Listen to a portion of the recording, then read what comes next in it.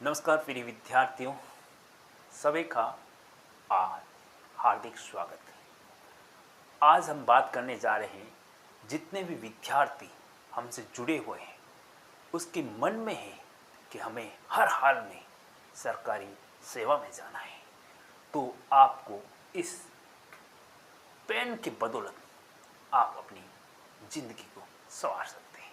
तो आज हम यही बताने की कोशिश करेंगे कि पेन की ताकत कितनी है और पेन के बलबूते आप किस प्रकार सरकारी जॉब में आ सकते हो। तो हम हर रविवार ऐसे आने के लिए हर बार कोशिश करेंगे, ज़रूर हर रविवार आपके सामने आके आपसे जो भी समस्याएं आ रही उस समस्या का समाधान करने के लिए हम तत्पर रहेंगे। विद्यार्थियों का बार बार हमसे प्रश्न हो रहा है कि सर, हमारा पाठ्यक्रम पूर्ण तो हो रहा है लेकिन हमें याद नहीं हो रहा है। तो प्रिय विद्यार्थियों, ये मात्र केवल आपकी प्रॉब्लम नहीं, जितने भी विद्यार्थी तैयारी कर रहे हैं उन सब की यही प्रॉब्लम है कि सर याद नहीं हो रहा है।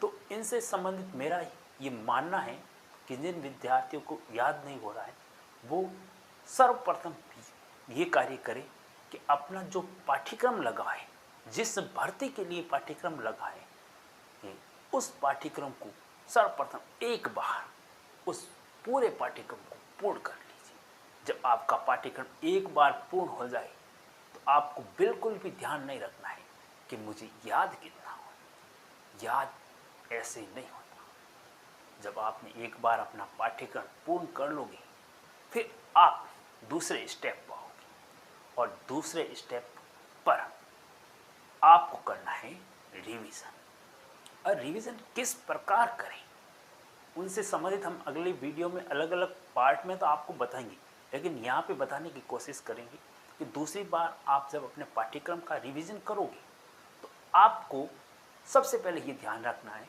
कि आपके टॉपिक से संबंधित जितने भी पुराने प्रश्न आपको मिल सके उसको देखना है और उन प्रश्नों को देखकर अपने पाठ्यक्रम का दूसरी बार रिवीजन करना है।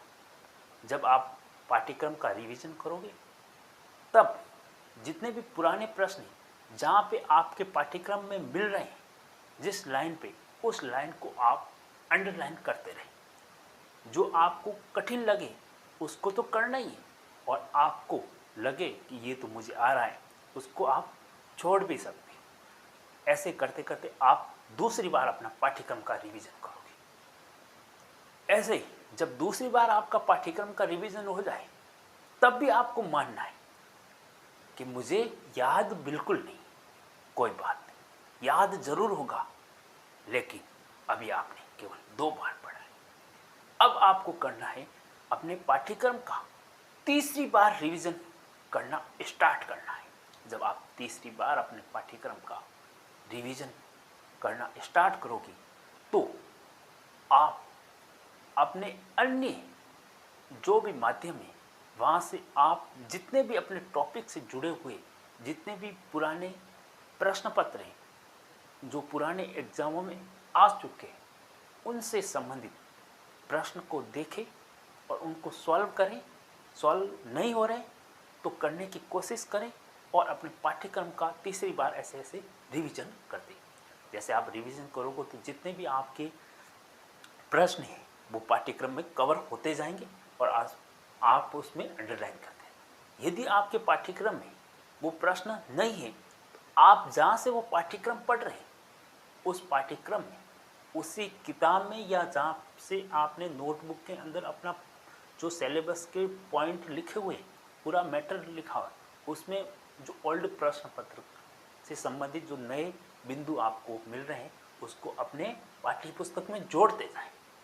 ऐसे करते करते आपने 3 बार अपना पाठ्यक्रम पूर्ण कर लिया। जब विद्यार्थियों आप 3 बार अपना पाठ्यक्रम पूर्ण कर लिया है तो मुझे थोड़ा सा लगेगा आपको अभी बिल्कुल जो कहते हैं ना 1/3 भाग याद होना हो गया। लेकिन विद्यार्थी मैं तो ये मानता हूँ कि अभी भी आपको 0% याद है, बिल्कुल याद नहीं। ये मान के आपको अगली बार अपने पूर्ण पाठ्यक्रम का रिवीजन करना है और जहाँ तक आपको मिले संभव हो वहाँ से आप पुराने प्रश्न लाके उनको देखो और अपने पाठ्यक्रम जो आपने नोट्स बना रखे हैं या अपने पाठ्य पुस्तक में उसको ऐड करते रहें। ऐसे जोड़ते जोड़ते आपका जितनी भी सामग्री होगी वो एक जगह निश्चित होनी चाहिए। जब एक जगह अपनी सामग्री इकट्ठी हो जाएगी तो आप अपने पुराने प्रश्न को भी निकालते हैं। ऐसे करते करते आप एक बार अगला और स्टेप लें और उस स्टेप में आपको करना है 5वीं बार अपने पाठ्यक्रम का अध्ययन करना है। विद्यार्थियों, जो 5वीं बार अपना पाठ्यक्रम का अध्ययन करेगा उसमें आपको ये सावधानी रखनी है आपका एक भी बिंदु पाठ्यक्रम से जुड़ा हुआ है वो नहीं छूटे। आपको ढंग से अपने पाठ्यक्रम के एक एक बिंदु का सही से मूल्यांकन करते हुए अपने को एक जगह एकत्रित करना है।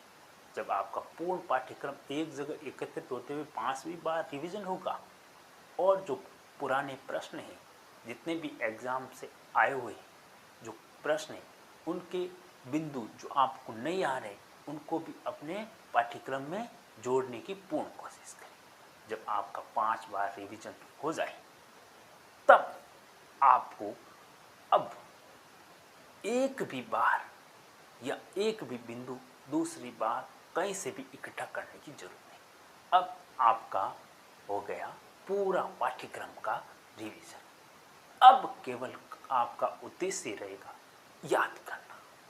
प्रिय विद्यार्थियों, आपने अभी तक आपकी तैयारी ढंग से हो गई होगी।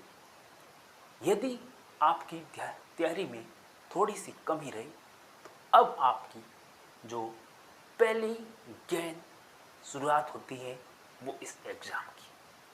अब आपने याद नहीं किया है, पढ़ाई नहीं की है, तो आपको अब 6ठी बार रिवीजन करोगे तो आपको ढंग से पढ़ना होगा और ये ढंग से पढ़ा हुआ ही आपको अपनी जीत दिलाएगी। तो अब आपको 6ठी बार अपना रिवीजन स्टार्ट करना है और पहले बिंदु से अंतिम बिंदु तक अपने पाठ्यक्रम का पूर्ण दोहराव करें और दोहराव करने के बाद विद्यार्थियों आपको ऐसी टेस्ट सीरीज या मॉडल पेपर को पकड़ना है जो पूर्ण पाठ्यक्रम को कवर करने वाला हो। जो पूर्ण पाठ्यक्रम को कवर करने वाला आपने मॉडल पेपर या टेस्ट सीरीज ज्वाइन की और आप उसको हमेशा अपने अभ्यास में लाओगे और ऐसा आप अभ्यास करो। अब ये अभ्यास आपको कहाँ तक करना है प्रिय विद्यार्थियों? ये अभ्यास और ये रिवीजन जब तक आपका एग्ज़ाम न हो उस अंतिम दिन तक आपको पाठ्यक्रम का पूर्ण पाठ्यक्रम का रिवीजन करना है और पूर्ण पाठ्यक्रम से जुड़ा हुआ मॉडल पेपर या टेस्ट सीरीज आपको सॉल्व करनी है। ये क्रम अंतिम समय तक आपका रहेगा।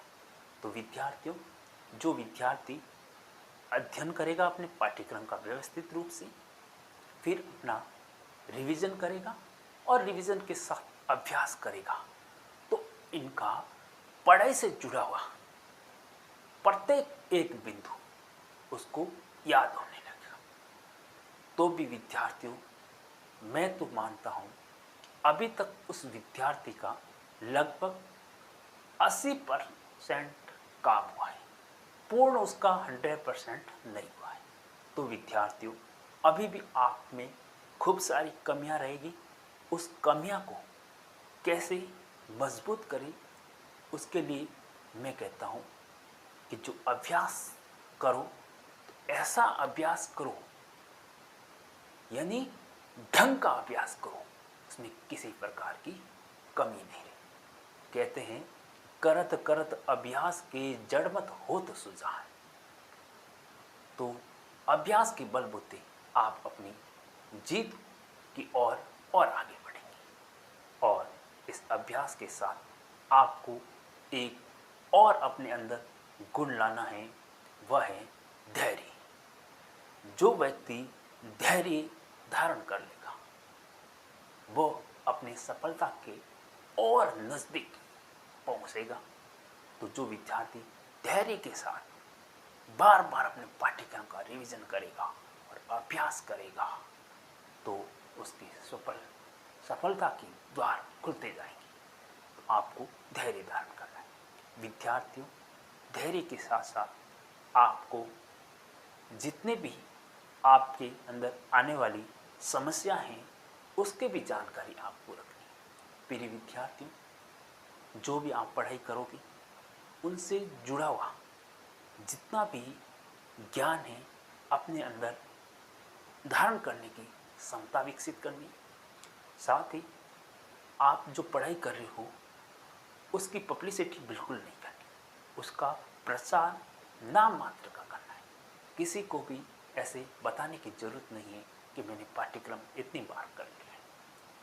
आप अपना प्रचार बिल्कुल नहीं करें। और दूसरी सावधानियाँ ये भी रखें कि आप किसी भी, कहते हैं ना, जो मार्केट में अपनी हवा निकालने के लिए हर व्यक्ति तैयार है, लेकिन ध्यान रखना आप अपनी हवा निकलने मत दें। उसके लिए आपको जितने भी भटकाने वाले उपकरण हो गए या व्यक्ति हो गए उनसे दूरियां बना लेना। यदि आपने आपको भटकाने वाले व्यक्ति और उपकरण से दूरियां बना ली तो आप जीत के पक्के दावेदार हो। मैं ये पूर्ण विश्वास के साथ कहता हूँ कि यानी आपकी जीत होने वाली। प्रिय विद्यार्थियों, मुझे ऐसा लगता है कि जो मैंने ये बताया ये हर एक व्यक्ति के लिए संभव नहीं, लेकिन हर व्यक्ति करने की मन में इच्छा जरूर होती होगी कि मैं ऐसा करूं तो मैं अपनी जीत पक्की कर लूं। लेकिन विद्यार्थियों, जिस भी विद्यार्थी ने मेरे ये बताई थी, किसी ने भी मान ली और उसने कहा कि मैं ये करूंगा, नहीं मुझे करना ही होगा, तो आने वाले समय में जीत उसी की होगी। बाकी बातें करने वाली दुनिया में खूब सारे हैं, क्योंकि हम आपके सामने प्रत्यक्ष हैं। हमने ये अनुभव किया है, हम हमारे अनुभव के माध्यम से आपके सामने अपने अनुभव साझा कर रहे हैं। मार्केट में खूब सारी बातें होती रहेगी और होते रहेगी। फिर आप कहोगे कि सर ने कहा था, हमने बात मान ली होती, आज ये दिन देखने नहीं पड़ते। तो आने वाले 2-3 साल बाद फिर आपके मन में ये ऐसा नहीं कि काश मैंने सर की बातें मान ली होती। तो आपको सरकारी सेवा में आना है, आपका सपना है कि नहीं हमें तो हर हाल में ये करना है, तो आज से लग जाना और पीछे मुड़ के मत देखना, आपकी जीत जरूर होगी। आज के लिए इतना ही। अगले रविवार फिर मिलेंगे आप में जोश और जुनून भरने के लिए। लेकिन विद्यार्थी, अपने काम से कभी मत हटना। जो हट गया वो पीछे रह गया, जो डट गया वो आगे आ गया। अब आपको कौन सा रास्ता चुनना है, आपको तय करना है, आपको क्या करना है। जय हिंद, जय भारत।